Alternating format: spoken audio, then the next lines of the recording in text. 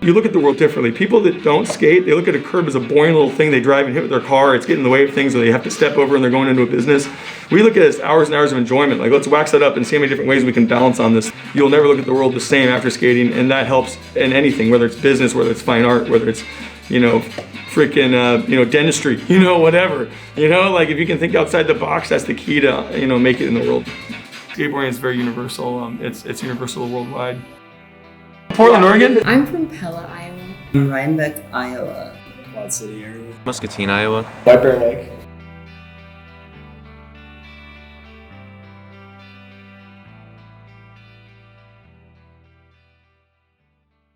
My first exposure to skating was probably watching people skateboard at my local skate park, but since I didn't really know them, wasn't really friends with them, I never got interested. My cousin Austin, I was still in elementary school, and he had the Tony skate. We would play that on his PS2 at the time, and after that, his parents got him a skateboard, and then we started skating on his little skateboard in his parking lot next to his house. Yeah. I actually started skating a long time ago. I was probably 12, 13, but I had no one to skate with. So I just kind of hung out in my driveway and just tried to do my best, but didn't do too well. And my boards got all wrecked from rain and stuff, and then I kind of stopped. And then I restarted in freshman year of college once I had people to actually do it with. I started skating when I was maybe 11. My mom got us, my brother and I both, Teenage Mutant Ninja Turtle skateboards when we were younger. And him and I would just ride around those on our main street and try to learn how to ollie and try and do tricks. And then I just developed from there ever since. I started in 2018 when I was in community college. I had some friends who longboarded a lot, and I never did it before, but it was just one time they asked if I wanted to go with them.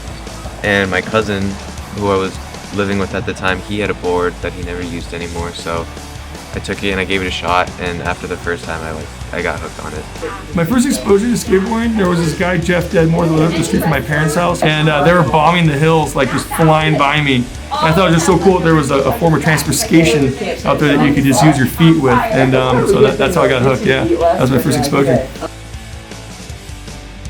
I don't think I've ever seen anyone longboard in Muscatine before. Now I'm thinking about how people see me when they see me longboarding. I like skating on campus. It's a lot of fun. Different terrain. I like just being able to glide on my board. In my town, it's a small conservative town. So a lot of the adults in my town blame the skate park for our teenage drug use problem. And so they actually tore down the original one and made it smaller and did a more open area so that you couldn't hide behind it. I don't know. So then all the people that were skateboarding were associated with drugs, so then I didn't skateboard. I do know that when I'm here at the skate park, if it's strangers or if it's friends, people are always encouraging. They want to see you learn and succeed. So I think it's a pretty cool environment. Everyone here is just really cool about it and really nice and willing to help each other out. And everywhere else is just I know more than you kind of thing. If we find a little cool spot with real smooth area, there's the ice skating rink. The parking lot's super smooth, so go there sometimes if we're just trying to really chill. Back home, I used to skate, like I said, around the lake. They had really smooth paths that were really nice to go around. Here in Iowa, though, just like Jacob said, on campus. Again, wherever you can find a flat spot. I feel here everyone's considered posers, honestly. I feel if you say you're from Iowa and you skate, they're on they're gonna think you're a poser. Getting skate shoes, but not really using them for the skate things, Skateboarding is considered cool, I'd say, at least in my head.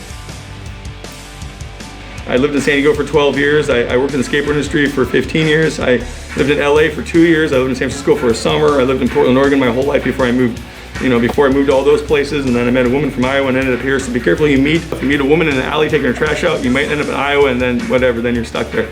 But anyway, that's a long story itself. The terminology is different. Like when I first moved here, someone's like, you want to go skate a ledge? And a ledge to me is something that you slide or grind on, right? Like something with angle iron on it, like something that's, you know, knee high to, you know, waist high that you skate on. And then when I moved here, this guy took me to a ledge that was a loading dock to launch off of, and I was confused as hell. Weird little things in Iowa like that, but other than that, skating is the exact same here that it is everywhere else in the world. Whether you're in Barcelona, Spain, you're in, you know, Amsterdam, or you're in Tokyo, Japan, or you're in Southern California, or you're in Iowa, it's the same language. Skateboarding is very universal. It's universal worldwide. I think I view skateboarding as a hobby. It's just something I sort of picked up during quarantine, and I wanted to see if I could do it. And I'm still trying, still not very good, but having fun. I do think of it as a hobby, especially since like just putting in a lot of time, like effort and money. It's a great outlet. It's a wonderful catharsis. You know, it keeps you, keeps your coordination alive, keeps you sharp, keeps you thinking outside the box. If people get irritated with bills or life or anything, they can get out there. You know, it's a good way to keep people that have addiction problems from getting intoxicated. It's a good way to stay motivated. It's, you know, I love people that work in a lot of facets. I think it's a hobby, and you know, and it's a performance art. It's a sport. It's an activity. It's many things. You know what I mean? It's got a lot of attributes. It's definitely a never-changing virus. That's what I think skateboarding is. It's a virus. There you go. It morphs. It changes all the time. The people that are awesome in skateboarding, that people should learn about, though, I'm watching this, are people like Daewon Song, who fucking innovated everything to this day, who's in his mid-40s and still is kicking ass. Guys like Julio De La Cruz, Alfonso Ross, Jamal Williams. I mean, some of these guys, these are people need to learn about who are awesome. Shiloh Greathouse. These are all notables that changed skateboarding and the persona from that Dogtown Z-Boy bullshit to what it is today.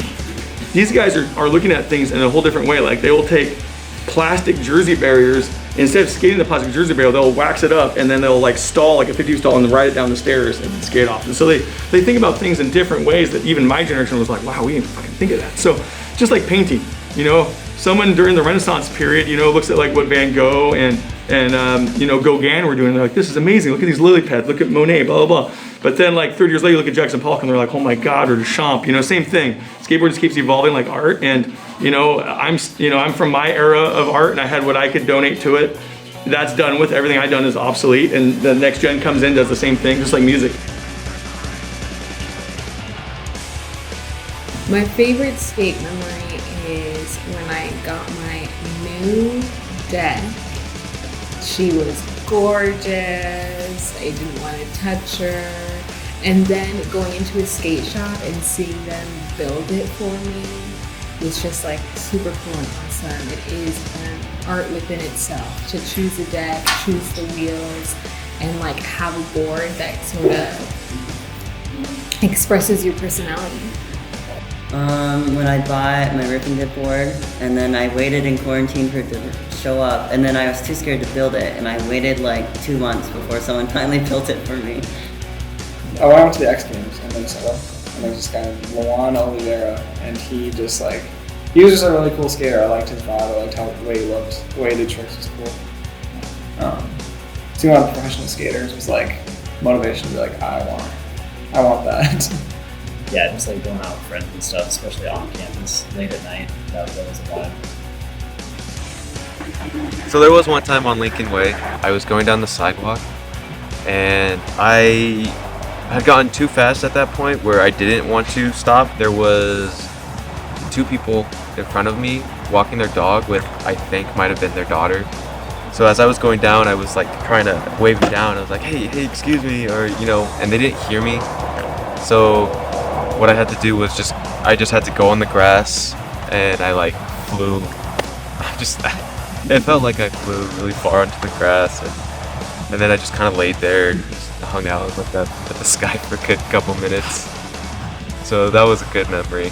The first time I met John Cardiel, and the first time I got a free skateboard that I felt like I didn't do anything for, I was like, it was my summer of 8th grade, so I was probably like 13 or something like that, something like that.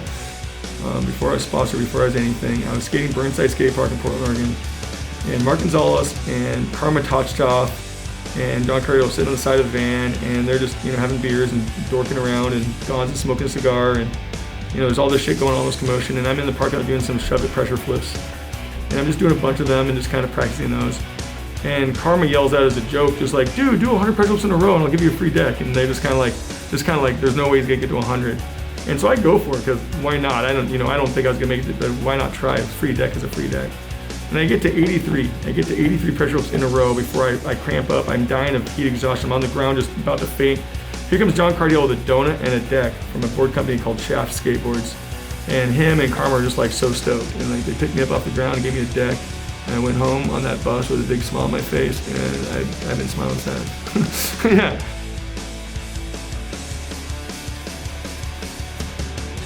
I would say Iowa has a skate culture. People really enjoy it here. There's a large crowd of people that enjoy skateboarding, whether it's around campus, around the city, or doing tricks at the skate park. I know here in Ames, longboarding is pretty big. I see a lot of longboarders here. Although I also don't know if that's just more of a school, college kind of thing, you know, to get around campus. I think our skate culture isn't like the typical like X Games, like professional kind of thing, but I feel like our skate culture is like friends will go out and then we'll see other skaters and we'll talk to each other, like, you know, it's just kind of like vibing together. There's a group of people that enjoy skating. I think that's like all you need. It's a huge skate culture. I mean, there's been pros out here like Eric Fletcher, Dan Rogers, who was the biggest name to come out of Iowa. He came out of Tipton, Iowa. He was pro for Birdhouse. He traveled the world. Now he's a team manager of Vans Shoes. He's like a big name in skating. He's from here. There's other people that have like come to Iowa just to live here because it's cheap living. Mike Vallely, who's one of the pioneers of street skateboarding and the Street Plant brand, and he's like one of the biggest dudes in skateboarding ever, like historically wise. Adam Miller, he's a viral sensation. He's from Cedar Rapids. You guys are skating and having fun, and that's all that matters. As long as you're enjoying yourself, and it's a good catharsis, it's a good way to clear your mind, it's a good way to think outside the box. I would say by about 92, 93, everyone was just happy to see other people skateboarding, and that was the nice thing is they got so cannibalized, skateboarding died out so much that in order for it to survive, people needed to be more open-minded in industry to the street on what was going on. And I hope that people watching this documentary know that skateboarding has just as many avenues as music does, and trying to pigeonhole it in one thing is seriously impossible. It literally is. It's so fucking diverse.